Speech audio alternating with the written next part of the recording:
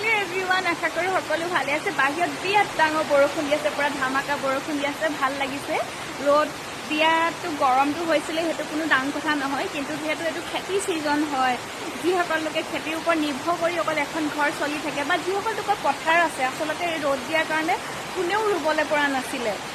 যিহেতু আমাৰ ইয়াত খেতি কৰা মানুহ বেছি নহয় জানো, তো খেতি যিসকল লোকৰ দৰ পথাৰ আছিলে তেওঁলোকে হয়তো ৰুইছে কিছু লোকে, কিন্তু যিসকল লোকৰ বাম পথাৰ হয়, আমাৰ দৰে পথাৰ হয়, তেওঁলোকে কিন্তু কেতিয়াও ৰুবলৈ পৰা নাই। মোৰ এইখন ঘৰতো হওক বা মোৰ মাৰ ঘৰতো হওক, এতিয়ালৈকে কোনো ৰুবলৈ পৰাই নাছিলে।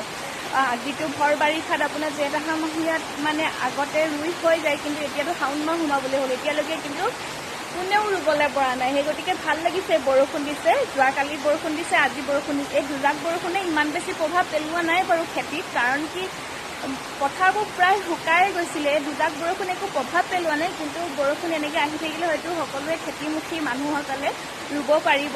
তো সেই গতিকে ভাল লাগিছে, আৰু বৰষুণ আহক।